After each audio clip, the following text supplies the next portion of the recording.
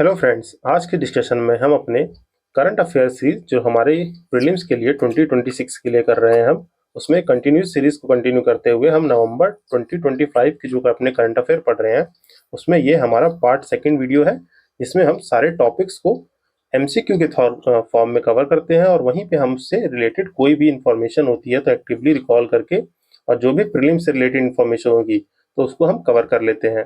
तो आइए without further delay हम अपने फर्स्ट क्वेश्चन को देखते हैं जो कि बात कर रहा है।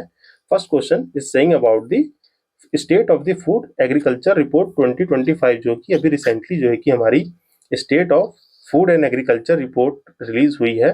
वो कौन कौन सी ऑर्गेनाइजेशन उसको रिलीज करती है। तो हमें गिवन ऑप्शंस में से बताना है which of the following is the correct answer. तो यहाँ पे देखिए जो ये food state of food agriculture report होती है वो जो है कि हमारी फूड एंड एग्रीकल्चर ऑर्गेनाइजेशन इसको रिलीज करती है। और यहाँ पे जो है कि हमें सिर्फ ये नहीं जानना है कि इस रिपोर्ट सोफा रिपोर्ट को कौन सी ऑर्गेनाइजेशन रिलीज कर रही है। तो ये पता चल गया कि इसे जो है कि आपकी food and agriculture organisation release करती है। बट ये एफएओ है क्या?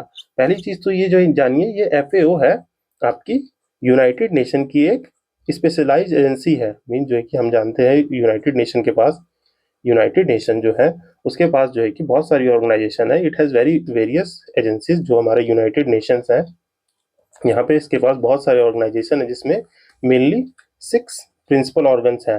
ये देखिए इसी तरीके से हम एक्टिव रिकॉल करते हैं कि हमारे पास जो ये क्वेश्चन आया कि what is about the SOFO report, तो हमें पता चल गया कि ये रिलीज करता है फूड एंड एग्रीकल्चर ऑर्गेनाइजेशन। तो पहले हमें याद आई कि ये क्या है, एक स्पेशलाइज्ड यूएन एजेंसी है।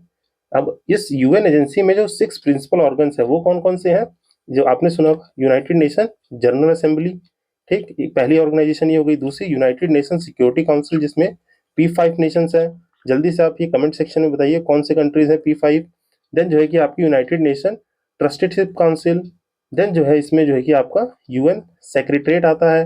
इंटरनेशनल कोर्ट ऑफ जस्टिस आता है। यहाँ पे इससे कंफ्यूज नहीं होना चाहिए क्योंकि यहाँ पे क्रिमिनल कोर्ट इसका जो है कि पार्ट नहीं है, यहाँ पे इंटरनेशनल कोर्ट ऑफ जस्टिस आता है। देन जो है कि 6 ऑर्गेनाइजेशन है आपकी इकोसॉक जो कि इकोनॉमिक एंड काउंसिल जो है कि इकोनॉमिक काउंसिल जो होती है, इकोसॉक जो है कि यूएन इकोसॉक जो है कि इसका ऑर्गेनाइजेशन है। तो ये 6 प्रिंसिपल ऑर्गन्स हम याद रखेंगे जो इसके यूएन यूनाइटेड नेशंस के हैं। एंड देन हम इसके बारे में देख लेते हैं कि what is this FAO organisation. ये जो है कि फूड एंड एग्रीकल्चर ऑर्गेनाइजेशन के बारे में जो है कि थोड़ी बहुत इंफॉर्मेशन जान लेते हैं।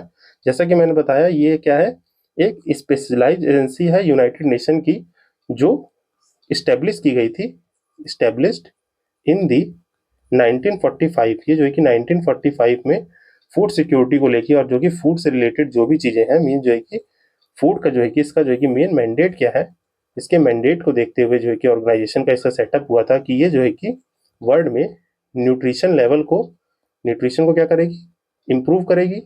देन जो है आपके एग्रीकल्चर प्रोडक्टिविटी को एग्रीकल्चर प्रोडक्टिविटी जो है प्रोडक्टिविटी को भी इंक्रीज करेगी। देन जो है कि standard of living means standard of living in the rural area, mean जो कि रूरल डेवलपमेंट में जो भी स्टैंडर्ड ऑफ लिविंग है उनको रेज करने का जो है कि मैंडेट किसने लिया था। मीन्स ये सब इसके इंपॉर्टेंट फंक्शंस हैं जो है कि हम मेंस में भी यूज कर सकते हैं। देन जो है कि ग्लोबल इकोनॉमिक ग्रोथ को एग्रीकल्चर के थ्रू बूस्ट करना, टेक्निकल डेवलपमेंट एग्रीकल्चर के थ्रू ग्लोबल इकोनॉमिक ग्रोथ को ये जो है कि इसमें कंट्रीब्यूशन करना और इसको इंक्रीज करना, ये सब जो है कि इसके इंपॉर्टेंट मैंडेट्स हैं जो कि आप याद रखेंगे जो हमारे एफएओ ऑर्गेनाइजेशन के मैंडेट्स हैं। और क्या याद रखना है आपको, ये स्टैब्लिश हुआ था 1945 में। और इसका हेडक्वार्टर कहाँ है? इसका हेडक्वार्टर है आपका रोम इटली में। रोम इटली में इसका हेडक्वार्टर है, ये आपको याद रखना है। देन जो है कि इसमें कितने मेंबर्स हैं, इसमें 195 जो है कि मेंबर्स हैं, जिसमें से 194 तो आपकी क्या है, कंट्री है। और दूसरा जो है कि यूरोपियन यूनियन, ये यूरोपियन यूनियन अलग से एक यूनियन है जिसमें इटसेल्फ जो है कि 27 कंट्रीज हैं। तो ये आप ब्रीफली याद रखेंगे इसके बारे में। देन जो है अभी रिसेंटली में जो है कि देखिए अभी रिसेंटली में यहीं से इसी ऑर्गेनाइजेशन, ये ऑर्गेनाइजेशन है आपका वर्ल्ड फूड डे सेलिब्रेट करती है, वर्ल्ड फूड डे सेलिब्रेट करती है जो कि किस दिन आता है, ये आता है आपका 16 अक्टूबर को। तो ये भी आपको याद रखना है कि 16 अक्टूबर को इसने वर्ल्ड फूड डे मनाया है। जिसकी थीम क्या है, इसकी थीम थी, जिस तरह के क्वेश्चन पूछ लेता है तो इसलिए मैं जो है कि एक ही जगह जो है कि सबको सम अप कर दे रहा हूँ। इसकी थीम थी hand in hand for better foods and better future, better future. तो इतनी चीज़ें आपको जो है कि इस ऑर्गेनाइजेशन के बारे में याद रहनी चाहिए, जो कि मैंने आपको ब्रीफली बता दिया है। This about the sofa. Sofa से हमें जो याद है, अभी जो है कि मैं ब्रीफली इस रिपोर्ट के बारे में भी आपको पढ़ा दूंगा। पहले तो हमने जो है कि FAO के बारे में देखिए इतनी सारी इन्फॉर्मेशन जो है कि गेन कर ली है, और इससे रिलेटेड और कुछ चीज़ें देखें तो इम्पोर्टेंटली देखें तो ये जो है कि कुछ जो हमारे रिपोर्ट्स रिलीज करती है। रिपोर्ट्स मीन्स यहाँ पे एक तो देख लिया हमने, यहाँ देख लेते हैं other reports released by this your organisation, food and agriculture organisation. Other report कौन कौन सी रिलीज करती है? देखिए पहली तो हमने यहाँ कर ली सोफा, जो कि state of forest and food and agriculture है, ये रिपोर्ट रिलीज करते हैं। देन जो है कि देखिए इसको याद करने का एक अच्छा बहुत तरीका है, दूसरी रिपोर्ट है सोफी। पहले हम निमोनिक देख लेते हैं, देन जो है कि इसकी फुल फॉर्म्स देखेंगे। पहला सोफा, देन सोफी, देन जो है सोफो, सोफो, देन सोको, और लास्ट में एक रिपोर्ट है सोफिया। ये जो है कि सर्टेन रिपोर्ट्स ये जो है कि ऑर्गेनाइजेशन रिलीज करती है, जिसकी फुल फॉर्म्स क्या है इसका तो हमने देख लिया, जो कि फूड एंड एग्रीकल्चर रिपोर्ट है। देन सोफी क्या है?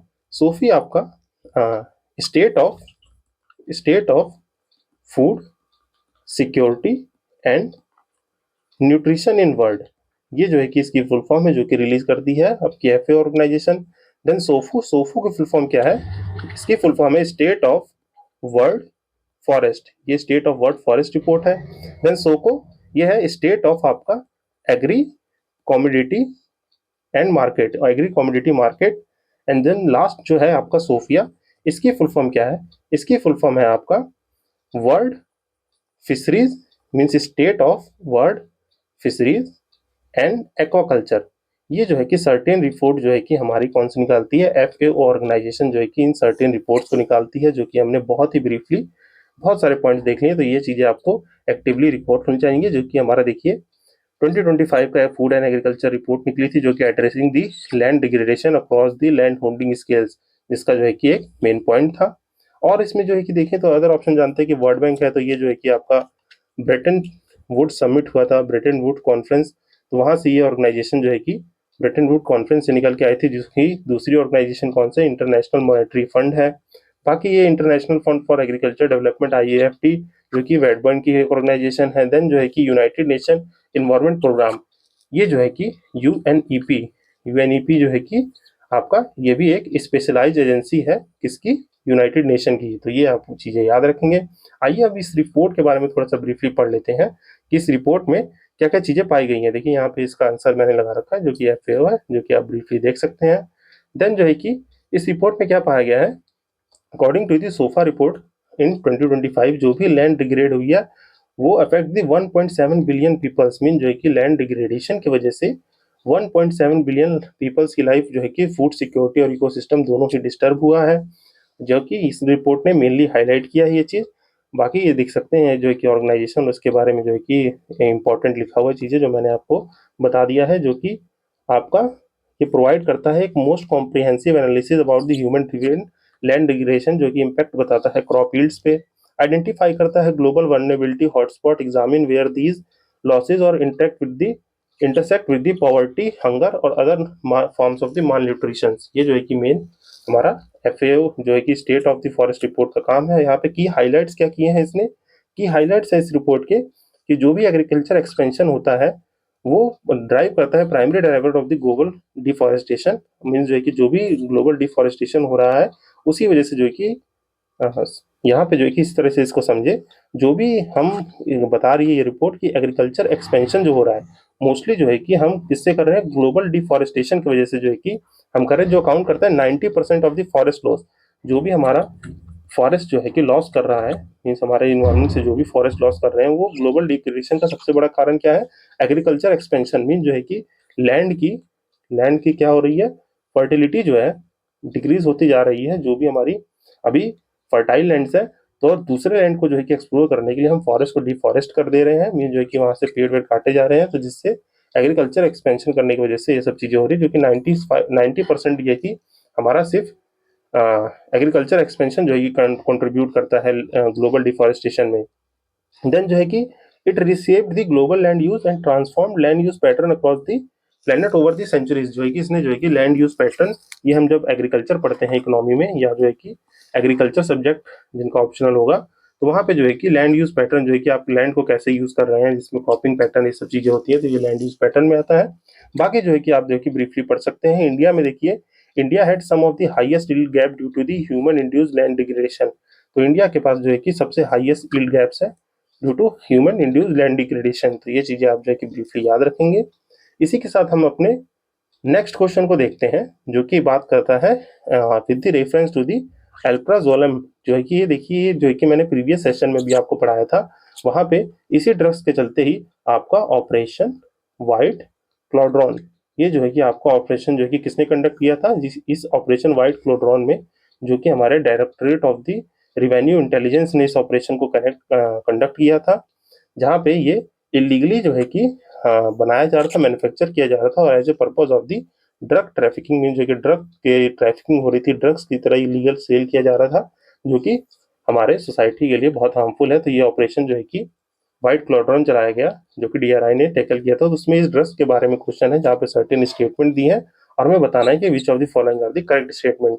तो पहले मैं आपको जो है कि इस ड्रग के बारे में थोड़ा ब्रीफ कर देता हूँ कि ये है क्या। तो जो ये आपका अल्प्राजोलम है, ये क्या है, इसमें जो है कि कंपाउंड पाया जाता है। देखिए, नाम सच इंपॉर्टेंट नहीं है, पर हमें पता रहना चाहिए सब चीजें।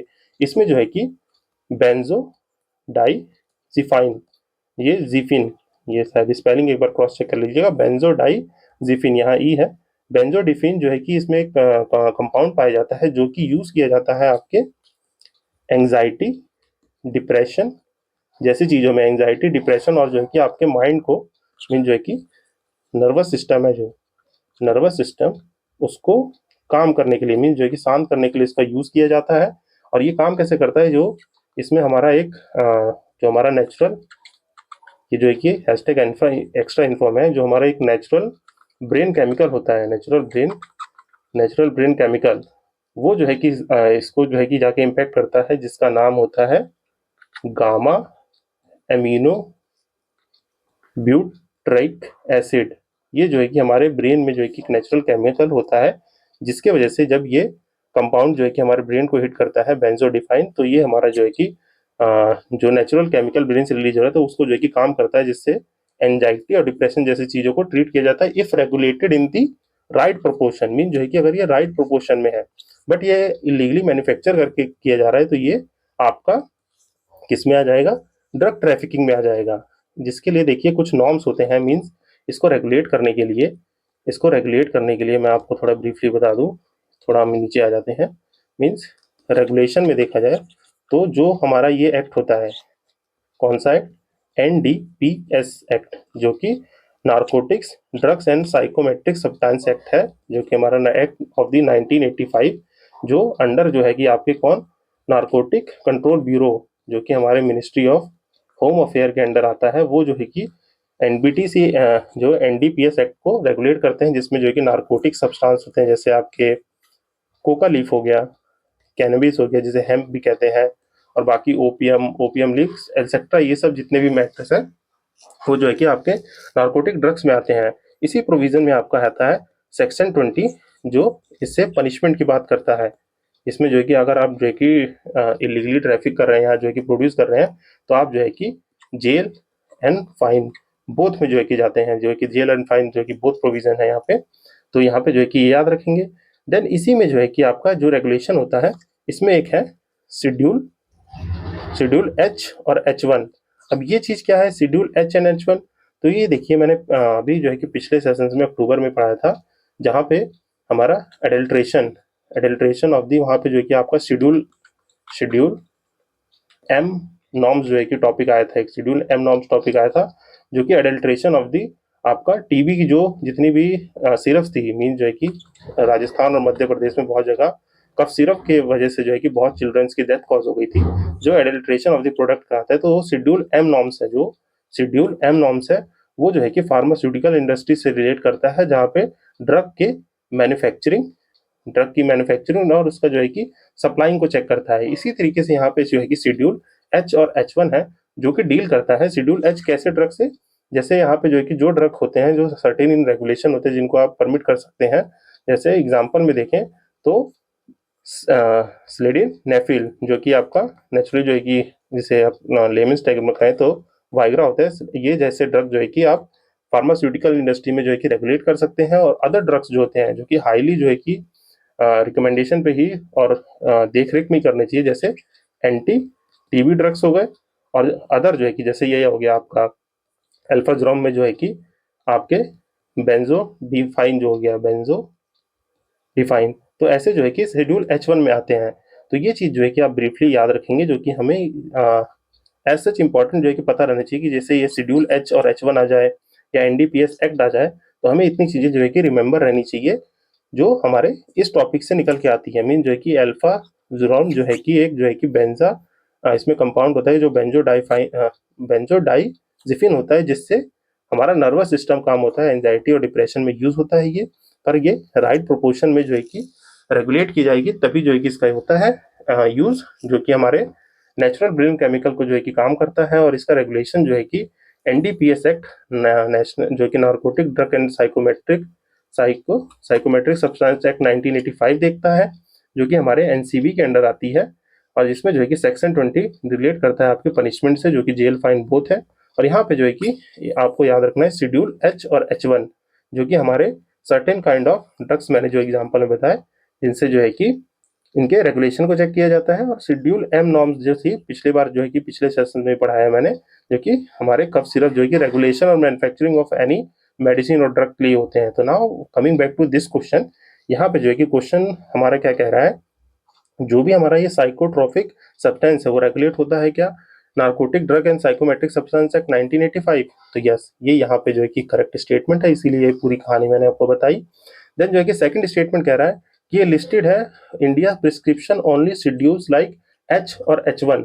तो क्या ये इनके अंडर लिस्टेड है, जो कि मैंने आपको यहाँ देखिए बताया H और H1। तो ये भी जो है कि only sold with the registered medical practitioner और प्रिस्क्रिप्शन पे ही इसको जो है कि सोल्ड किया जा सकता है। तो यहाँ दोनों ही स्टेटमेंट करेक्ट है। तो ये चीजें आप याद रखेंगे, जो कि हमारे इस क्वेश्चन से निकल के आती है। और इसके लिए कौन सा ऑपरेशन चलाया गया था, ऑपरेशन व्हाइट क्लेडरॉन। तो ये चीजें आपको याद रखनी है, जिसका यहाँ पे सी आंसर हो जाएगा। Both statement are the correct statement. Then जो है कि हम इसी के साथ अपने नेक्स्ट क्वेश्चन को पढ़ते हैं, जो कि नेक्स्ट क्वेश्चन है आपका जो है कि प्रोजेक्ट सन कैचर। अब ये प्रोजेक्ट सन कैचर जो है, इसके बारे में सर्टेन स्टेटमेंट दी है और हमें बताना है कि इसमें से करेक्ट स्टेटमेंट कौन सी है। तो आइए वन बाय वन करके देखते हैं स्टेटमेंट। पहला स्टेटमेंट कह रहा है कि it is a initiative by the Google. तो क्या ये इनिशिएटिव गूगल का है? तो यस, ये जो है कि गूगल का इनिशिएटिव है, जो कि देखिए प्रोजेक्ट सन कैचर। अब देखिए सन कैचर, तो ये हमें पता है कि जैसे यहाँ पे मैंने इमेज भी लगा रखी है, तो ये हमारे स्पेस में जो है कि जितने भी हमारे जो भी हमारे सैटेलाइट्स और जितने भी प्रोजेक्ट जाते हैं, जो भी सैटेलाइट्स होती हैं, उसमें जो है कि AI powered, means AI powered data centres बनाएगा ये डाटा सेंटर, जिससे जो है कि पावर कंजप्शन और जो कि इलेक्ट्रिसिटी कंजप्शन जो है कि लेस हो सके। तो वहाँ पे जो है कि स्पेस में ये इनिशिएटिव जो है कि प्रोजेक्ट सन कैचर जो है गूगल ने इनिशिएट किया है, जो कि क्या है, एक एआई पावर्ड डाटा सेंटर्स जो है, डाटा सेंटर्स इन स्पेस जो है कि बनाया जा रहा है, जो रिड्यूस क्या करेगा, टू रिड्यूस दी अर्थ अर्थ के कार्बन फुटप्रिंट को, जो है अर्थ के कार्बन फुटप्रिंट को मीन जो है कि रिड्यूस करने के लिए प्रोजेक्ट को लॉन्च किया गया है गूगल द्वारा। देन जो है कि सेकंड स्टेटमेंट कह रहा है कि प्रोजेक्ट एम करता है हार्नेस और continuous solar energy available in the low earth orbit to the power by AI computing. Mean जो है कि सन कैचर मीन सन से जो है कि एनर्जी को ड्राइव किया जाएगा, जो हम यहाँ से नेचुरल मीन जो है कि जो कन्वेंशनल फ्यूल उसको देते हैं, उसकी जगह अब सन से जो है कि सोलर एनर्जी को जो है कि कैच करेगा, जो कि एक एआई पावर मीन जो है कि एआई से जो है कि ड्रिवन एआई कंप्यूटिंग द्वारा ड्रिवन की जाएगी। तो यहाँ दोनों ही स्टेटमेंट आपके करेक्ट स्टेटमेंट है, तो आपका आंसर हो जाएगा सी। आई होप जो है कि आपको ये सही है, समझ में आ गया होगा, जिसको मैंने जो है कि एक्सप्लेन किया। आइए जो है कि ब्रीफली यहाँ पे मैंने ये लगा भी रखा है, प्रोजेक्ट सन कैचर के बारे में इंफॉर्मेशन जो है कि पढ़ सकते हैं आप ब्रीफली। देखिए क्या है, जो है कि गूगल का एक रिसर्च इनिशिएटिव है, जो कि क्रिएट करेगा solar power AI data centres in the space by deploying the high performance TPU. अब ये टीपीयू क्या है, ये टीपीयू जैसे सेंसर्स होते हैं उसी तरीके से ये टेंसर प्रोसेसिंग यूनिट है, जो कि हमारे ऑर्बिट सैटेलाइट्स के लिए में फिट किए जाएंगे, that communicate through the optical data links. Mean जो है कि हमारे जो है कि सैटेलाइट जो है उनमें जो है कि टीपी यूनिट्स लगाई जाएंगी, ये एक तरह की चिप होती है, टीपीयू यूनिट्स, जो कि जैसे हम अपनी मोबाइल में या जो कि देखें मदरबोर्ड देखें कंप्यूटर या लैपटॉप्स में, तो ये टीपीयू जो है कि उसी तरीके से एक चिप होगी जो सैटेलाइट में फिट की जाएंगी, जो कि कम्युनिकेट करेंगी ऑप्टिकल डाटा लिंक से। तो जो है कि हमें जो है कि फ्यूल जो है कि जो भी कम्युनिकेशन के लिए जो हम उसमें अदर डिवाइसेस लगाते हैं, तो उससे हमारा अर्थ का कार्बन फुटप्रिंट भी कम हो जाएगा। और लॉन्च देखिए गूगल ने किया है under its AI and advance infrastructure division program, जो कि लॉन्ग इनोवेशन है, एक long term sustainability innovation road map के लिए, जो कि क्या करेगा, रिड्यूस करेगा एनर्जी वाटर और carbon cost of the terrestrial data center, harness करेगा interrupted solar power available in the space for the round the clock AI competition, और डेवलप करेगा एक scalable space based computing network with the interlink high speed satellites. तो जो है कि इतनी information आप याद रखेंगे, और इसके की फीचर्स भी आप यहाँ से पढ़ सकते हैं, जो कि मैंने आपको ब्रीफली समझा दिए हैं, जो कि आपके क्या क्या जो है कि सोलर पावर सैटेलाइट कॉन्स्टलेशन होंगे या ऑर्बिटिंग टीपीयू, और जो है कि आपकी स्केलेबिलिटी क्या है, फ्यूचर कॉस्ट इफिशिएंसी क्या है। तो आप यहाँ से ब्रीफली आई होप इसको पढ़ लेंगे, आपका छोटा सा हैशटैग होमवर्क है। आई थिंक ये आपको ये टॉपिक समझ में आ गया होगा कि प्रोजेक्ट सन कैचर क्या चीज़ है।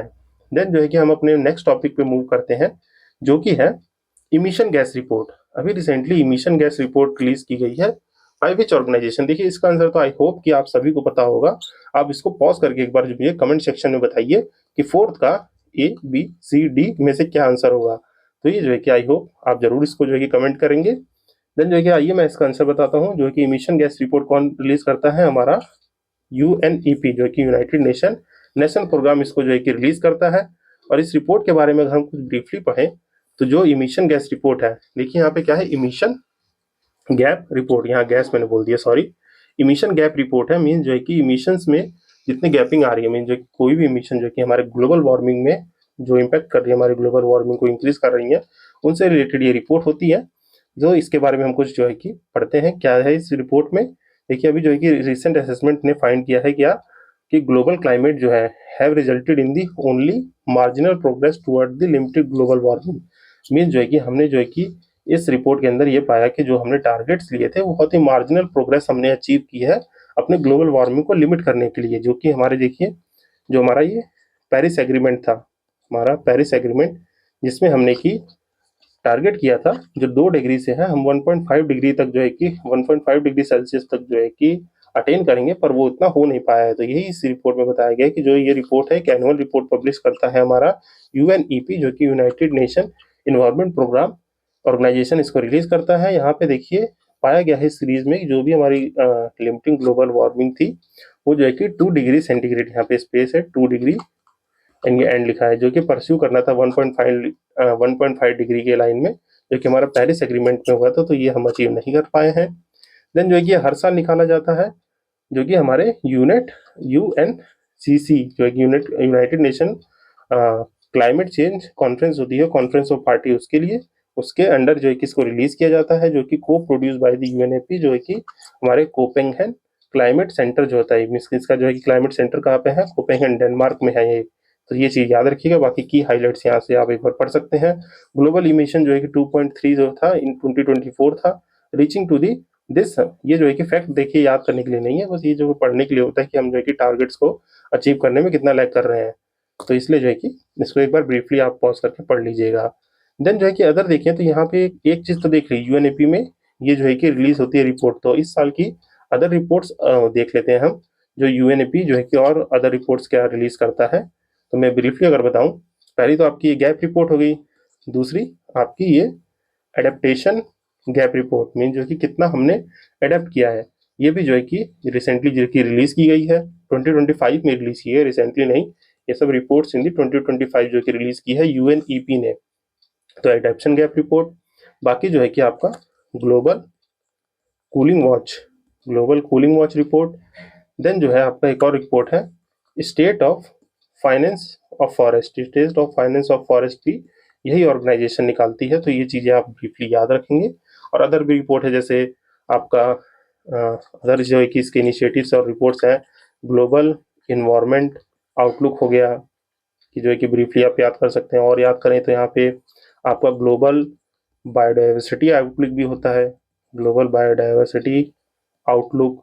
एंड और क्या होता है इसमें, एयर क्वालिटी से बात होती है, जो कि ग्लोबल एयर क्वालिटी असेसमेंट। ये जो है कि हमारे यूएनईपी जो कि इतनी चीज़ों को और भी देखते हैं, तो ये ब्रीफली जो है कि हमें यूएनईपी के बारे में याद आने चाहिए।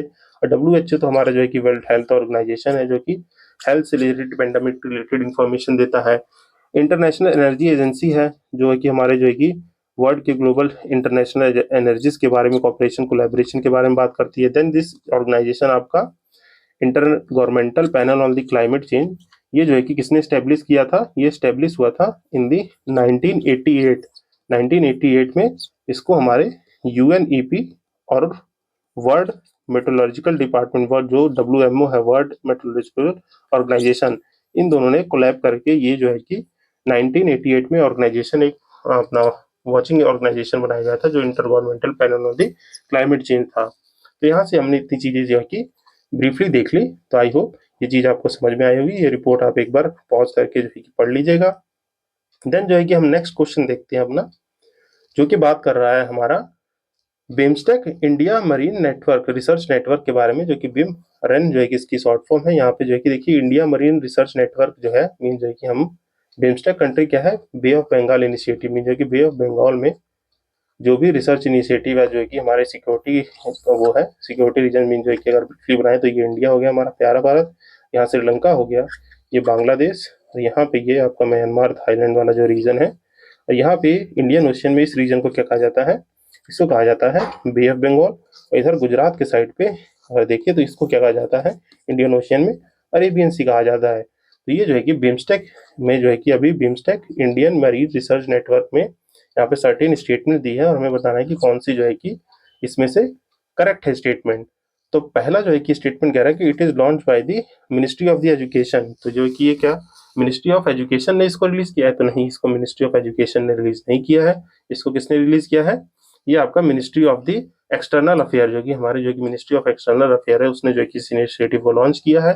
और सेकंड स्टेटमेंट भी आपका करेक्ट है, जो कि फैसिलिटेट करता है institutional partnership through the twinning research grant and linking the premier Indian research institution में, जो है कि सारे जो है कि आपके रिसर्च ग्रांट्स हो गए या जो भी रिसर्च इंस्टीट्यूट है उनको लिंक करता है थ्रू दी बिम्स्टेक नेशन। अब आइए थोड़ा सा यहाँ पे अगर एक्टिवली रिकॉर्ड करें तो ये जो है आपका बिम्स्टेक नेशन, इसमें जो है कि ये कब बना था, तो ये जो है कि आपका जो बैंकॉक डिक्लेरेशन था, मीन्स बैंकॉक डिक्लेरेशन जो था इन दी 1997 में जो है कि बैंकॉक डिक्लेरेशन में इनिशियली इसमें जो है कि 4 मेंबर्स थे आपके, कौन कौन से, एक तो बांग्लादेश हो गया, India is one of the most founding member, Sri Lanka हो गया, और थाईलैंड, जो कि ये तो आपके इनिशियल मेंबर थे, जिसका सेक्रेटरीट जो है कि मीन्स हेडक्वार्टर के लिए सेक्रेटरीट जो कि रखा गया ढाका, बांग्लादेश में जो है कि इसका सेक्रेटरीट रखा गया। देन जो है कि लेटर ऑन अभी एज ऑफ नाउ इसके 7 मेंबर्स है, मीन्स एडिशनल 3 मेंबर्स बाद में आ गए। तो पहले तो बांग्लादेश, इंडिया, श्रीलंका और थाईलैंड थे, फिर लेटर ऑन कौन कौन ऐड हो गया आपके, म्यांमार, नेपाल, म्यांमार कर लीजिए इसको, थोड़ी स्पेलिंग जो है कि चेक कर लीजिएगा, नेपाल एंड भूटान, देखिए आपके एडिशनल मेंबर्स हो गए 3। तो ये हमें जो है कि याद आ जाना चाहिए, जिसका जो है कि अभी रिसेंट में, अभी देखिए यहाँ पे आई थिंक मैंने लगाया है, जो कि देखिए यहाँ पे, यहाँ आंसर आपको पता चल गया इस क्वेश्चन का, कि बिम्स्टेक नेशन जो कि कराता है, इसके बारे में थोड़ा सा पढ़ लेते हैं।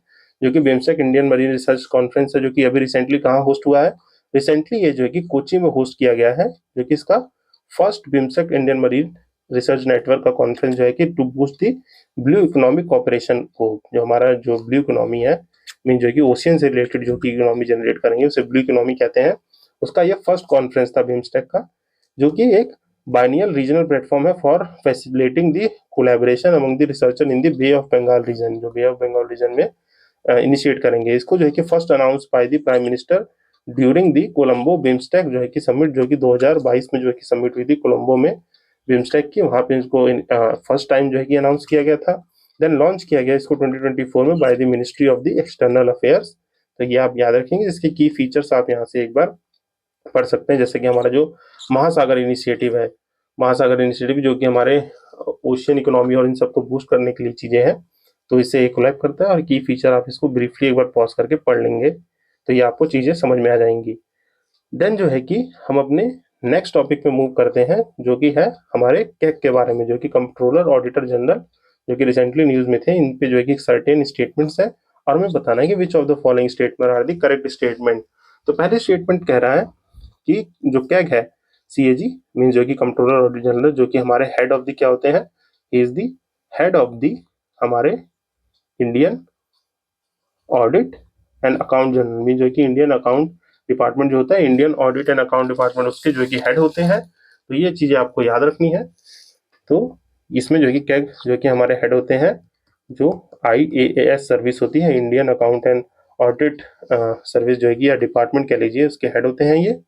इसमें पहली स्टेटमेंट है, CAG is the constitutional authority establish under the article 148।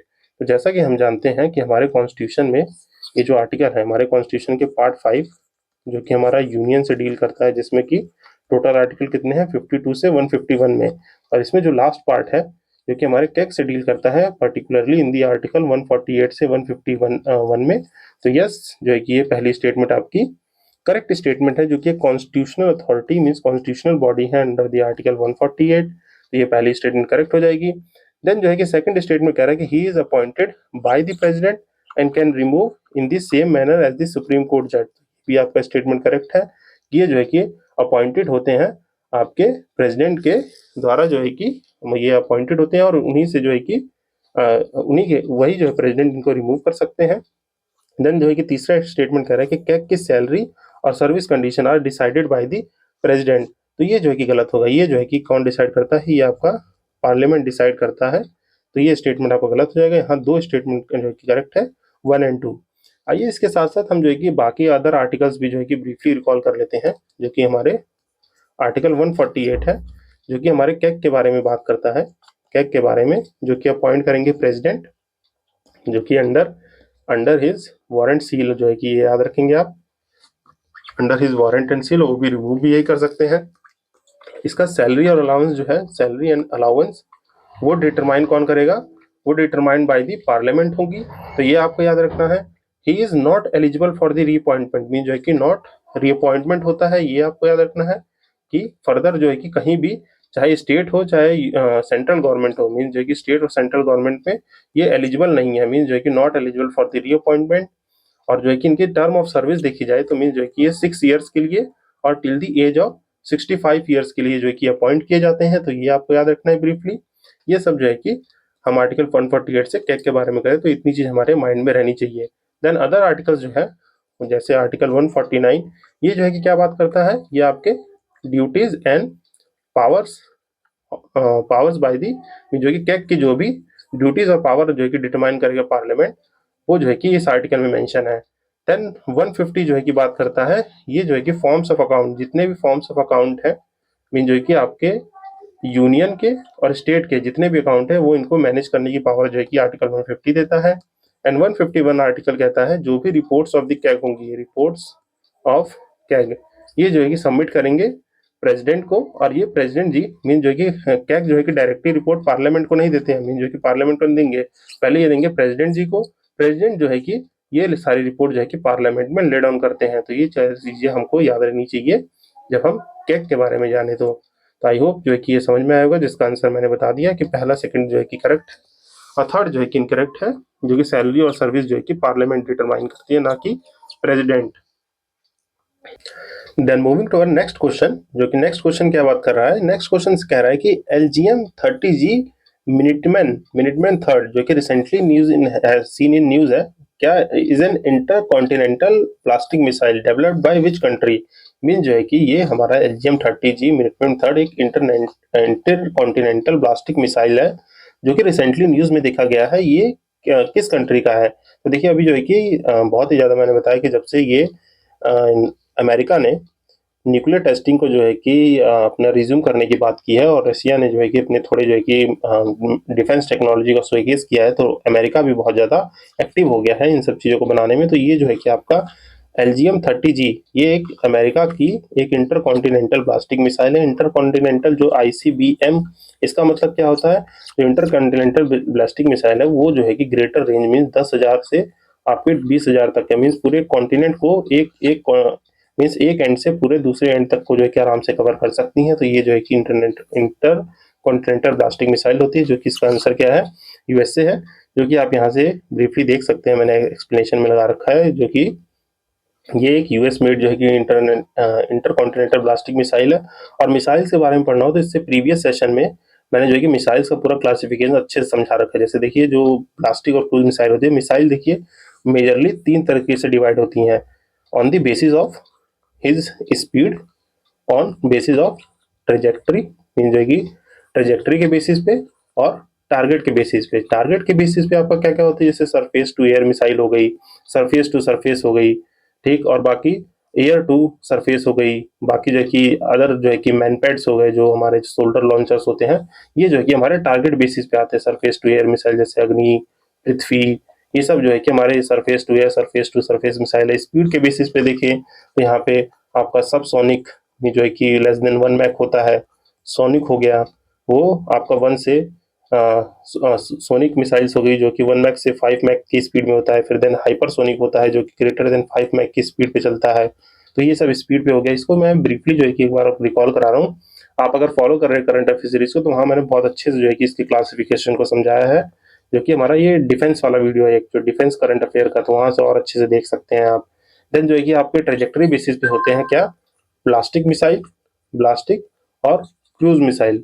तो जो ब्लास्टिक होते हैं ये या एक फिक्स्ड पाथ को, पैराबोलिक पाथ को फॉर्म करते हैं। मींस जो है कि अगर वो यहाँ से लॉन्च किए जा रहे हैं, मिसाइल अगर यहाँ से लॉन्च की जा रही है तो ये एक हाई एल्टीट्यूड पे फ्लो करते हुए फिक्स टारगेट को जो है कि हिट करेगी। और क्रूज मिसाइल क्या होता है, अगर मान लीजिए वो यहाँ से लॉन्च की जा रही है क्रूज मिसाइल, तो यहाँ से लॉन्च करिए तो ये किसी भी पाथ को फॉलो करते हुए, मीन जो है कि ट्रैक करते हुए उस पाथ को हिट करती है, तो क्रूज मिसाइल होती है। तो ये इंटर कॉन्टिनेंटल ब्लास्टिक मिसाइल है जो कि याद रखेंगे। और यहाँ पे जो है कि क्या याद रखेंगे आप, ये एक जो है कि it is the first US, means US का ये पहला जो है कि मल्टीपल इंडिपेंडेंटली टारगेट रेंट्री व्हीकल्स है। मीन जो है कि MIVR, जो है कि MIRVs, ये क्या होता है, मल्टीपल इंडिपेंडेंटली टारगेट रेंट्री व्हीकल्स। ये क्या होते हैं, मीन जो है कि आपकी एक मिसाइल होगी, मीन जो है कि एक मिसाइल होगी जिसमें बहुत सारे टारगेट को हिट करने की कैपेसिटी की, मीन इसमें से छोटी छोटी छोटी मिसाइल्स निकल के वो एक लार्जर एरिया में ये एक मिसाइल जो है डिफरेंट डिफरेंट टारगेट्स को हिट करेगी, जो कि कहता है कि इंडिपेंडेंटली टारगेटेबल रीएंटर व्हीकल्स होते हैं। तो इसके बारे में जो है कि जान लीजिए। ये यूएस का तो फर्स्ट हो गया, पर क्या हमारे इंडिया के पास, MIRV टेक्नोलॉजी है? तो यस, जो है कि हमारे पास है। वो कौन सी है, वो है मिशन, जो है कि आपका दिव्यास्त्र, जो है कि मिशन दिव्यास्त्र, जो है कि इंडिया की MRIV जो है कि टेक्नोलॉजी है, जो कि इंडिया ने अपने अग्नि 5 मतलब हो गई हमारी अग्नि सीरीज की जो है कि मिसाइल्स है। अग्नि 5 सीरीज में जो कि 5 रिप्रेजेंट करता है, ये अप टू जो है कि डिस्टेंस 5000 किलोमीटर जो है कि तक जो है कि ये जा सकती है, जिसमें जो है कि आई MIRV टेक्नोलॉजी को लगाया जाएगा, जो इसमें जो है कि अग्नि 5 में इक्विप की जाएंगी। तो आप ये याद रख सकते हैं। तो आई होप जो है कि ये आपको समझ में आ गया होगा, जो MIRV टेक्नोलॉजी है ये क्या है, तो आपको ये समझ में आ गया हो, जिसके बारे में ब्रीफली आप यहाँ से पढ़ सकते हैं, जो कि L stand for the LGM in the US department defence. ये ऐसा इंपॉर्टेंट नहीं है, आप इन्फॉर्मेशन के लिए पढ़ सकते हैं, जो भी हमारे प्रीलिम से रिलेटेड है, जैसे मिसाइल के टाइप्स हो गए, या ये जो है कि MIRV टेक्नोलॉजी क्या है, ये मैंने आपको ब्रीफली यहाँ से बता दिया है। देन इसी के साथ हम अपने नेक्स्ट क्वेश्चन पे बढ़ते हैं। Next question is saying that with reference to the Abraham Accords, Abraham Accords के बारे में यहाँ पे सर्टेन स्टेटमेंट है और हमें बताना है कि which of the following is the correct statement. तो यहाँ पे हमें करेक्ट स्टेटमेंट को बताना है। और ये पहले आइए इसके बारे में हम थोड़ा ब्रीफली जान लेते हैं। ये अब्राहम अकॉर्ड्स है क्या? अब्राहम अकॉर्ड जो है कि एक आपका जो है कि एक पीस ट्रीटी है, जो कि एक पीस ट्रीटी है जो कि इजराइल एंड अरब नेशंस में साइन की गई थी। अरब नेशंस में एक पीस ट्रीटी है, जैसा कि हम जानते हैं। ये वाला जो रीजन है आपका, ये अफ्रीका हो गया, तो रफली बना रहा हूँ मैं, ये अफ्रीका, और यहाँ पे जो है कि ये हमारे मेडिटेरियन सी हो गया। और यहाँ पे देखिए ये इजराइल है, यहाँ वेस्ट बैंक है, यहाँ पे जो है कि आपका लेबनान, यहाँ सीरिया, यहाँ जॉर्डन, ये सब जो है। तो यहाँ पे कॉन्फ्लिक्ट हमेशा चलते रहते हैं इस एरिया में। तो आई होप जो है कि ये समझ गए होंगे आप। तो ये मैंने रफली मैपिंग के लिए बताया कि आपके दिमाग में इमेज बन जानी चाहिए कि अब्राहम अकॉर्ड जो है कि कहाँ कॉन्फ्लिक्ट जो है कि ये हमारा जो भी हमारा जो है कि ये सिनाइन पेनिनसुला हो गया, यहाँ पे राफा क्रॉसिंग और गाजा स्ट्रिप है। और यहाँ पे ये जो इजराइल है, वेस्ट बैंक है, जहाँ पे ये सारे पैलेस्टीनियन इशू चलता है। तो उसी के लिए जो है कि ये आपका जो है कि अब्राहम अकॉर्ड्स कराया गया था, जो कि इजराइल और अरब नेशंस में जो है कि ये साइन किया गया था। जो कि अरब नेशंस कौन कौन से, आपके अरब नेशंस में UAE, United Arab Emirates, Bahrain, Sudan and Morocco, ये सब जो है कि कंट्रीज जो है कि अरब नेशन में इस अकॉर्ड को जिन्होंने साइन किया था फॉर दी पीस ट्रीटी। तो यहाँ पे जो है कि सर्टेन स्टेटमेंट जो है कि इससे हमें रिलेटेड दी गई है और हमें पूछा गया है कि which of the following are the correct. तो यहाँ पहला स्टेटमेंट कह रहा है कि अब्राहम अकॉर्ड जो है कि यूएस में ब्रोक्ड एग्रीमेंट था जो कि साइन किया गया था 2020 में to normalise the relation between the Israel and several Arab countries. तो यस जो है कि ये स्टेटमेंट जो है कि आपका करेक्ट है। ये जो है कि एक ब्रोकिंग ट्रीटी है जो कि एक पीस ट्रीटी की तरह काम करेगी। तो ये साइन हुई थी 2020 में, तो ये हमें याद रखना है। लेकिन सेकंड स्टेटमेंट कह रहा है कि Bahrain was the first Gulf nation. Gulf nation क्या होता है, जो गल्फ कंट्रीज है यहाँ पे, जो पर्शियन गल्फ में गल्फ नेशन है, मीन्स यहाँ पे देखें तो ऐसे करके जो अफ्रीका है, अफ्रीका के यहाँ पे जो कि रेड सी, ठीक, रेड सी के बाद यहाँ पे जो गल्फ कंट्रीज है यहाँ पर पर्शियन गल्फ है, तो यही गल्फ नेशंस कहलाते हैं। तो वहां पे जो है कह रहे हैं कि बहरान जो है कि was the first Gulf nation to establish the diplomatic ties with Israel under this accord. तो ये स्टेटमेंट गलत है, जो कि बहरान नहीं, आपका जो है इसमें जो है कि यूएई था। यूएई जो है कि फर्स्ट जो है कि फर्स्ट गल्फ नेशन था जिसने जो है कि इस अकॉर्ड में इजराइल के साथ पीस ट्रीटी साइन की थी। तो यहाँ पे आपका पहला सही है, सेकंड गलत है। आंसर क्या हो जाएगा हमारा, ए आंसर हो जाएगा, जिसका ब्रीफली आप एक्सप्लेनेशन यहाँ से पॉज करके पढ़ सकते हैं। देन जो है इसी के साथ हम नेक्स्ट क्वेश्चन पे मूव करते हैं। नेक्स्ट क्वेश्चन हमारा बात कर रहा है कि हमारा ये जो रिसेंटली एक हमारा नहीं है, ये हमारा जो है कि रिसेंटली एक एयरक्राफ्ट करियर फ्यूजन देखा गया है, एयरक्राफ्ट करियर फ्यूजन, ये रिसेंटली न्यूज में है। तो ये जो है कि इससे रिलेटेड सर्टेन स्टेटमेंट और हमें बताना है कि कौन सी स्टेटमेंट इसमें से करेक्ट है। तो इस एयरक्राफ्ट करियर के बारे में देखते हैं। पहले स्टेटमेंट क्या कह रहा है, पहले स्टेटमेंट कह रहा है कि इंडिजिनियस फर्स्ट इंडिजीनियस बिल्ड और जो है कि एयरक्राफ्ट बाय दी चाइना है। तो क्या ये स्टेटमेंट करेक्ट है। दूसरा कह रहा है कि ये यूज करेगा CATOBAR configuration catapult assisted take off but the arrested recovery, जो कि रिप्लेस कर देगा ओल्डर स्काई जंप रैम्स को, और जो कि use on the China use on China other aircraft. तो यहाँ पे देखिए क्या होता है, जैसे एयरक्राफ्ट करियर क्या होता है इस इमेज में देख सकते हैं। जो हमारे नेवीज जो है कि शिप्स जो है कि ओशियंस में शिप्स का यूज करती है for the launch of the aircraft में, जो कि जितने भी आपके जेट्स हो गए इन सबको लॉन्च करने के लिए, फाइटर जेट्स को लॉन्च करने के लिए जो भी यूज करती है उसको जो कि क्या कहते हैं, एयरक्राफ्ट करियर कहते हैं। जो कि हमारे दूसरे शिप्स से अलग से होती हैं, जो कि खाली इंडिजिनियसली डिजाइन की जाती है एयरक्राफ्ट को बीच जो है कि ओशियन में लॉन्च करने के लिए। तो यहाँ पे ये दोनों ही स्टेटमेंट आपकी करेक्ट है, जो कि फ्यूजियन जो है कि फर्स्ट इंडिजिनियसली डेवलप्ड डिजाइन है जो कि बिल्ड किया है चाइना ने। और ये जो है कि देखिए यहाँ पे क्या होता है, ये जब ऐसे जो है कि मान लीजिए लॉन्च हो रहे हैं और यहाँ से जब लैंड करते हैं तो यहाँ पे एक रोप लगी होती है, जो यहाँ पे एक हुकिंग होती है। आप कोई यूट्यूब पे वीडियो सर्च करके देखिएगा, तो यहाँ से जब एयरक्राफ्ट आता है तो हुकिंग करता है कि वो, क्योंकि इतनी तेज वेलोसिटी से जाता है, मीन्स स्पीड इतनी तेज रहती है कि अगर वो हुक नहीं फंसा तो वो फिर से जो है कि आगे जो है कि उड़ जाएगा। तो इसीलिए हुकिंग होती है, इसलिए बता रहा है कि रिप्लेस कर देगा इस ओल्डर स्काई जंप रैम्स को जो है कि रिप्लेस कर देगा, और यहाँ पे कैटोबार कॉन्फ़िगरेशन यूज होगा। तो ये आपको याद रखना है, जो कि यहाँ पे दोनों ही स्टेटमेंट करेक्ट है। और यहाँ पे हम अगर एक्टिवली रिकॉल करें, मीन जो है कि अपने पास इंडिया में और क्या क्या है, तो हमारे पास जो है कि कौन कौन से इंडिया के, यहाँ पे मैं बता रहा हूँ आपके इंडिया के एयरक्राफ्ट करियर कौन कौन से हैं। तो देखिए हमारे पास जो है कि एयरक्राफ्ट करियर तो दो है मेनली। यहाँ पे हमारे पास कौन कौन से हैं, दो मेन एयरक्राफ्ट करियर है। एक है आईएनएस विक्रमादित्य, जो हमारा जो है कि एयरक्राफ्ट करियर है। दूसरा कौन सा है, आईएनएस विक्रांत। देखिए ये विक्रमादित्य है जो कि हमने रसिया से लेके इक्विप करके इसको मॉडिफाई किया है, और ये आईएनएस विक्रांत है, ये इंडिया का इंडिजीनियस बिल्ड है, मीन जो है कि हमने जो है कि इंडिया में इसको खुद बनाया है। तो ये जो है कि दोनों है। और अभी देखिए अदर जो है डेवलपमेंट में है, तो आई थिंक उसका नाम आप एक बार चेक कर लीजिएगा, शायद आईएनएस विकास जो है कि अभी डेवलपमेंट प्रोसेस में है। तो ये सब जो है कि हमारे इंडिया के एयरक्राफ्ट करियर्स हैं। और जो है कि अगर बात करें हमारे पास इंडियन नेवी की पावर में और क्या क्या चीज़ें हैं, तो मैंने आपके डिफेंस वाले करंट अफेयर वाले सेशंस में पढ़ाया हुआ है। यहाँ पे मैं आपको एक बार ब्रीफली रिकॉल करा दे रहा हूँ। एक आपने सुना होगा प्रोजेक्ट 17। अब ये प्रोजेक्ट 17 क्या है, प्रोजेक्ट 17 है जो कि हमारे इंडियन नेवी शिप्स होते हैं, जो स्लीथ फ्रिगेट होते हैं, जो है कि कैपेबल होती है वॉर्स को जो है कि मिसाइल्स में, इसी तरह के शिप्स होती है, इसमें बहुत सारे जो है कि तोप टाइप लगे होते हैं जो कंटिन्यूसली मिसाइल्स को मतलब कि फायर कर सकती हैं। तो इसमें जो है कि एक प्रोजेक्ट 17 है जिसमें स्लीथ फ्रिगेट में हमारी शिवालिक क्लास थी। इसके अंदर कौन कौन सी थी, मतलब शिप्स थी शिवालिक क्लास में आपका।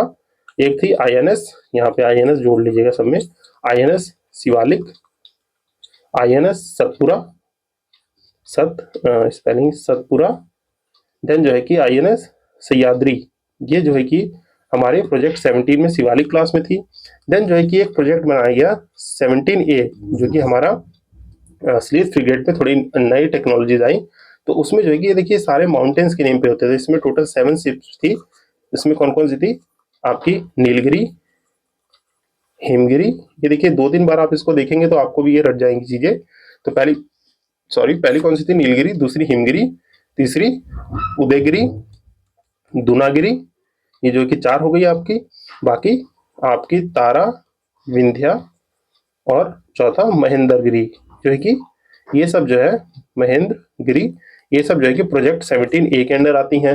देन जो है कि यहाँ पे मैंने देखिए एयरक्राफ्ट करियर के नाम बता दिए, और जो है कि प्रोजेक्ट 17 और 17A जो कि स्लीथ फ्रिगेट थी।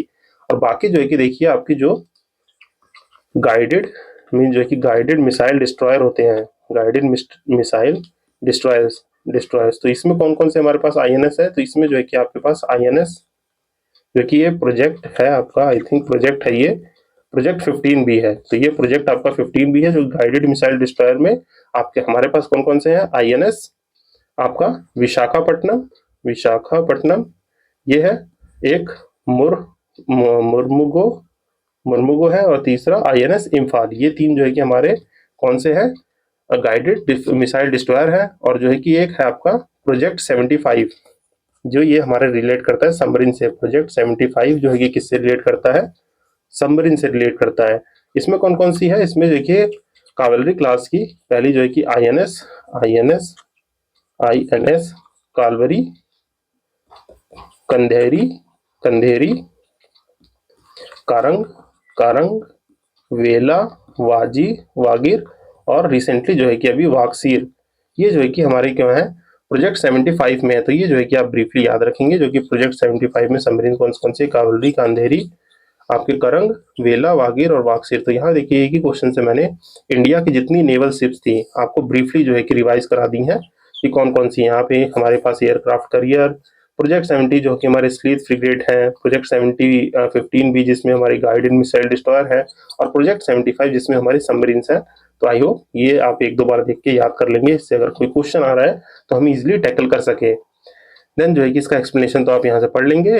हम जो है कि नेक्स्ट क्वेश्चन की तरफ मूव करते हैं। नेक्स्ट क्वेश्चन बात कर रहा है कुंभ 2025। देखिए कूप क्या है, कोऑपरेटिव, मीन्स जो है कि यहाँ से इमेज में से देख सकते हैं कूप 25 है, जो कि international conference on the urban cooperative sector 2025 में जो है कि लॉन्च किया गया है, जो कि 10th और 11th नवंबर को हुआ है हमारे विज्ञान भवन न्यू दिल्ली में। तो ये देखिए यहाँ से आपको इमेज के थ्रू आंसर पता चल गया किसने ऑर्गेनाइज किया है। ये जो है कि मिनिस्ट्री ऑफ कॉर्पोरेशन ने इसको ऑर्गेनाइज किया है। तो ये हमें याद रखना है, कुंभ 2025 किसने किया है, मिनिस्ट्री ऑफ कॉर्पोरेशन ने इसको जो है कि ऑर्गेनाइज किया है, जो कि यहाँ से हम पढ़ सकते हैं। इसमें जो है कि एज सच अभी कुछ ऐसा जानने को नहीं है, बस ये जब ये न्यूज में था तो मैंने जो है क्या यहाँ पे लगा दिया, जो कि एक international conference on the urban cooperative and credit sector पे, मीन्स यहाँ पे अर्बन कोऑपरेटिव क्रेडिट सेक्टर पे कॉन्फ्रेंस है, जो कि हमारी मिनिस्ट्री ऑफ कॉर्पोरेशन इसको होस्ट कर रही है। देन जो है किसी के साथ हम नेक्स्ट क्वेश्चन पे बढ़ते हैं। नेक्स्ट क्वेश्चन बात कर रहा है कि एक्सरसाइज मालाबार 2025 जो है कि अभी रिसेंटली जो है कि एक्सरसाइज मालाबार 2025 जो है कि कंडक्ट की गई है, इसमें से कौन कौन सी स्टेटमेंट करेक्ट है। तो यहाँ पे पहली स्टेटमेंट कह रहा है कि all the members of the Quad group are taking part in this exercise. तो पहले तो मैं ये बता दूं, जो आपका ये क्वाड ग्रुप है इसमें मेंबर कौन कौन से हैं, ये आपको आई होप पता होगा, पर हम इस यहाँ पे एक्टिवली रिकॉल कर लेते हैं, अगर नहीं पता है तो याद हो जाएगा। क्वाड ग्रुप में कौन कौन से हैं, पहला तो आपको याद रखना है क्या है, USA, मीन जो है कि अमेरिका कह लीजिए, USA अमेरिका। दूसरा हमारा है इंडिया, तीसरा जो है कि जापान, चौथा जो है कि ऑस्ट्रेलिया।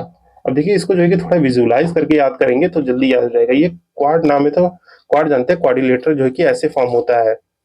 तो ऐसे वर्ल्ड मैप में देखें तो यहाँ पे आपका ये क्या है, आपका ये साउथ अमेरिका है, और यहाँ जो है कि नीचे नॉर्थ अमेरिका, यहाँ अफ्रीका है, और ये बनाए कॉन्टिनेंट। तो यहाँ हमारा क्या है, ये ऐसे ब्रीफली बना दे तो ये इंडिया है, और यहाँ क्या है ऑस्ट्रेलिया, और इसी साइड पे यहाँ पे क्या है जापान है। तो ये जो है कि कुछ इस तरीके से ये जो है कि थोड़ा ये इस साइड बनना चाहिए था, तब वो क्वाड्रिलेटरल बनता है। इसको जो है कि अगर हम वर्ल्ड मैप को थोड़ा इस तरीके से देखें तो यहाँ जो है कि आपका ये होगा आपका साउथ अमेरिका और यहाँ नीचे नॉर्थ अमेरिका। तो ये जो है कि कुछ इस तरीके से क्वाड्रिलेटरल फॉर्म कर देगा, इस तरीके से ये क्वाड्रिलेटरल फॉर्म कर देगा। ये बीच में बड़ा सा क्या हो गया, पैसिफिक ओशियन हो गया। तो इसीलिए इसको जो है कि क्वाड ग्रुपिंग कह दिया गया है। मीन्स इंडिया जापान, मीन्स यहाँ पे हमारा इंडिया, ये जापान, ये ऑस्ट्रेलिया और यहाँ से अमेरिका। तो ये जो है कि क्वाड्रिलेटरल फॉर्मेशन कर देता है। तो इसलिए जो है कि इसको क्वाड क्वाड कहते हैं।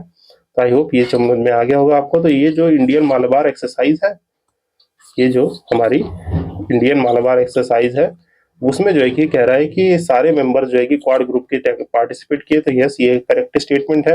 और कह रहा है कि this year edition is the hosted by the Australian navy. तो ये जो है कि ऑस्ट्रेलियन नेवी ने होस्ट किया था। तो ये ऑस्ट्रेलियन नेवी ने नहीं किया था, ये जो है कि यूएस की नेवी ने किया था, जो कि गुआम आइलैंड्स ने है। मीन्स गुआम आइलैंड्स ये कहाँ पे है, इसको देखिए। पहले आंसर जो है कि आपको ब्रीफली मैं बता दूं। तो ये जो है कि सारे मेंबर यहाँ क्वाड के पार्टिसिपेट करते हैं, ये करेक्ट स्टेटमेंट है। ये एडिशन जो है कि कह रहा है कि ऑस्ट्रेलियन नेवी ने किया था। तो ये ऑस्ट्रेलियन नेवी ने नहीं किया था, ये कहाँ पे हुआ था, यूएस ने इसको कंडक्ट किया था, जो कि गुआम आइलैंड। अब ये गुआम आइलैंड कहाँ पे है, तो आइए इस बला को भी हम जान लेते हैं। गुआम आइलैंड कहाँ है हमारे, ये है आपके माइक्रोनेशिया में।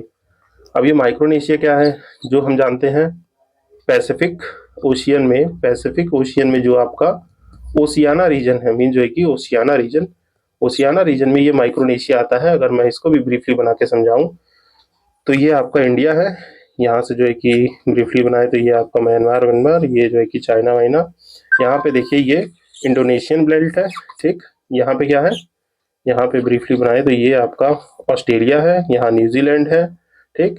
और यहाँ पे जो है कि आपका ये आपका हो गया फिलीपींस हो गया, और इधर मलेशिया वलेशिया ये सब आइलैंड है। तो ये है यहाँ पे जो पैसिफिक ओशियन है, यहाँ पे पैसिफिक ओशियन में आपने देखे होंगे बहुत छोटे छोटे छोटे छोटे छोटे छोटे यहाँ खूब सारे छोटे छोटे आइलैंड है। तो ये जो आपका ओशियाना रीजन है, ये मेजरली डिवाइड है, ये ऑस्ट्रेलिया न्यूजीलैंड।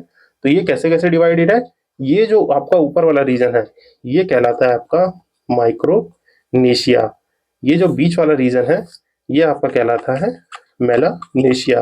और ये जो नीचे वाला रीजन है ये जो कहलाता है आपका पॉलीनेशिया। और न्यूजीलैंड और ऑस्ट्रेलिया को मिला दे तो ये रीजन कहलाता है ऑस्ट्रालेशिया, जो कि ओशियाना रीजन 4 पार्ट में डिवाइडेड है। एज मैंने प्रीवियस सेशंस में भी इसको बहुत अच्छे से एक्सप्लेन किया है, क्योंकि हमारा प्लेसेस इन न्यूज का सेशन था तो उन सब में। तो यहाँ से हमने ये जान लिया कि मालाबार एक्सरसाइज जो है कि एक क्वाड नेवल एक्सरसाइज है, जहाँ पे हमारी इंडिया, यूएस, जापान और ऑस्ट्रेलिया जो कि पार्टिसिपेट करते हैं। और इस बार यूएस ने होस्ट किया है गुआम आइलैंड। गुआम आइलैंड का है माइक्रोनेशिया में है, जो कि आपको ब्रीफली लोकेशन दिखा दी मैंने। देन जो है इसी के साथ नेक्स्ट क्वेश्चन पे मूव करते हैं। नेक्स्ट क्वेश्चन बात कर रहा है जो आपका आईसीएफटी यूनेस्को गांधी मेडल है, इसके बारे में जो है कि सर्टेन स्टेटमेंट है और हमें बताना है कि which of the following statement are the correct statement. तो पहला स्टेटमेंट कह रहा है ये एक इंटरनेशनल ऑनर है, प्रेजेंटेड इंटरनेशनल ऑनर प्रेजेंट किया जाता है annually by the International Film Festival of India. तो क्या स्टेटमेंट ये करेक्ट है, यस ये स्टेटमेंट आपकी करेक्ट स्टेटमेंट है।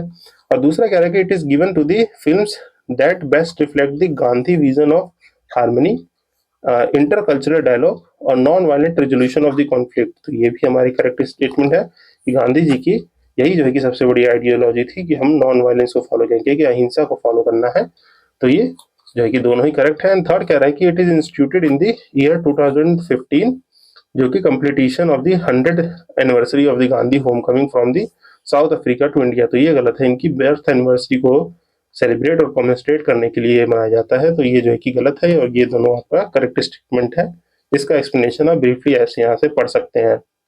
तो बस ये अवार्ड न्यूज में था, तो इसलिए जो है कि मैंने क्वेश्चन पुट अप कर दिया। इसमें एज सच कोई कॉन्सेप्ट नहीं है जो कि हम जो है कि रिकॉल करें। तो बस ये याद रखिएगा, जो आईसीएफटी अवार्ड है गांधी मेडल, ये जो है कि international Film Festival of India इसको रिवॉर्ड करती है, जो कि गांधी जी के विजन को मूवीज के थ्रू दिखाता है। तो ये जो है कि दोनों स्टेटमेंट करेक्ट है। और ये जो है कि 125th एनिवर्सरी मार्क करने के लिए गांधी जी के लिए ये इस अवार्ड को लॉन्च किया गया है। देन इसी के साथ हम अपने नेक्स्ट क्वेश्चन को देखते हैं, which is about the ricin. Ricin देखिए ये इस तरह का कुछ जो है कि थोड़ा फ्लास है। ये रिसिन जो है कि अभी रिसेंटली न्यूज में है। तो हमें बताना है which of the following statement are the correct statement. तो पहला स्टेटमेंट कह रहा है it is highly potent toxin derived from the seeds of the castor oil plant. जो है कि ये जो है कि बहुत ही ज़्यादा टॉक्सिन का मतलब हो गया इसमें जो है कि हाईली पॉइजनस प्लांट है ये। तो यहाँ पे जो है कि seeds of the castor oil plant से जो है कि ड्राइव किया जाता है। तो यस, ये जो है कि स्टेटमेंट करेक्ट है। देन जो है कि ये classified as the bioterrorism agent due to its extreme toxicity and ease of the production. तो ये भी सही है कि जैसा हम जानते हैं कि डे बाय डे जो है कि टेररिज्म बढ़ रहा है और ये बायो वॉर की तरह बायो वेपन्स के फॉर्मेशन में बायो वॉर हो सकती है। तो यहाँ पे इसका जो है कि ये पोटेंशियली बायो टेररिज्म एजेंट बन सकता है ड्यू टू इस हाई टॉक्सिसिटी। तो यहाँ पे ये दोनों स्टेटमेंट करेक्ट है, इसमें हमारा ये करेक्ट हो जाएगा बोथ। तो ये रिसिन के बारे में आप ब्रीफली देख सकते हैं, यहाँ दोनों स्टेटमेंट करेक्ट है, जिसका एक्सप्लेनेशन आप यहाँ से ब्रीफली पॉज करके पढ़ सकते हैं, जो कि ये category B bio terrorism agent में आता है और seed of the castor oil plant में आता है, जिसको रिसिनस कॉमनियस कहते हैं। तो ये आप याद रखेंगे, जो कि 1 to 5% of the ricinian glycoprotein toxin को इनहेबिट करता है, जो कि protein synthesis in the cell जो है कि हमारे सेल डेथ को कॉज कर सकते हैं। तो आप ये ब्रीफली यहाँ से एक बार पॉज करके इसको पढ़ लेंगे। आई होप ये क्वेश्चन आपको समझ में आ गया होगा। तो इसी के साथ हम इस डिस्कशन को एंड करते हैं। इस सेशन में भी हमने लगभग 13 टॉपिक्स को जो है कि कवर किया है। आई होप ये डिस्कशन आपको अच्छा लगा होगा, ये करंट अफेयर सीरीज आपको पसंद आ रही होगी। तो अगर ये आपको सीरीज अच्छी लगे तो kindly do like, subscribe and share, and thank you for listening to the end. और इसी तरीके से मैं और भी जो है कि करंट अफेयर सीरीज जो है कि बाकी अपने प्लेसेस इन न्यूज़ हो गए और भी वीडियोस अपलोड करते रहूँगा। तो इस चैनल से आप जुड़े रहिए। Till then, signing off, this side Ashish Bhaskar, happy learning.